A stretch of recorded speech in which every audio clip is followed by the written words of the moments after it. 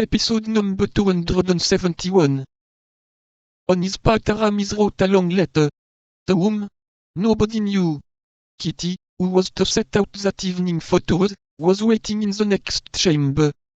Athos sipped the last bottle of his Spanish wine. In the meantime D'Artagnan was defiling with his company.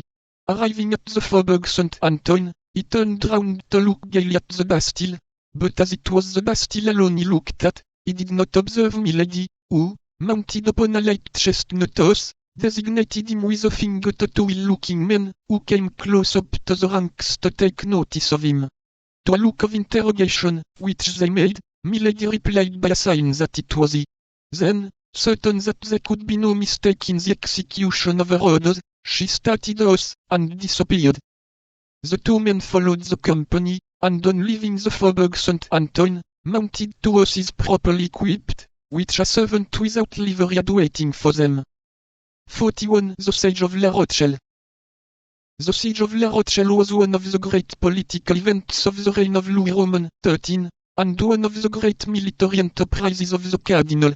It is, then, interesting and even necessary that we should say a few words about it, particularly as many details of this siege are connected in too important a manner with the story we have undertaken to relate to allow us to pass it over in silence.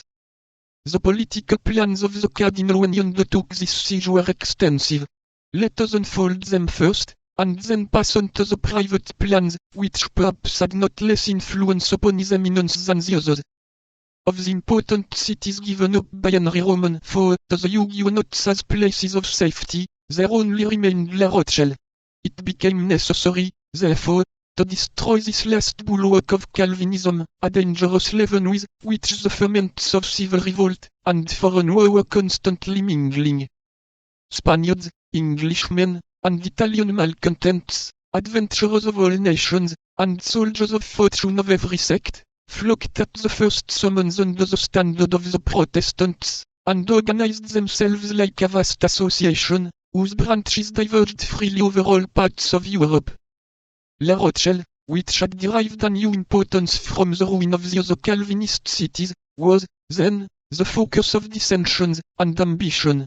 Moreover, its spot was the last in the kingdom of France open to the English, and by closing it against England, our eternal enemy, the Cardinal completed the work of Joan of Arc and the Duc de Guise.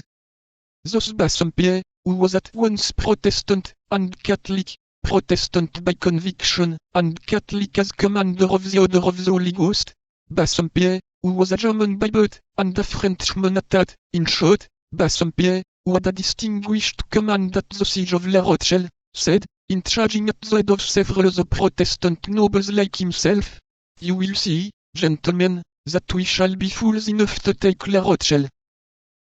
And Bassompierre was right. The cannonade of the Isle of Rhe presaged to him the dragonnades of the Sevens. The taking of La Rochelle was the preface to the revocation of the Edict of Nantes.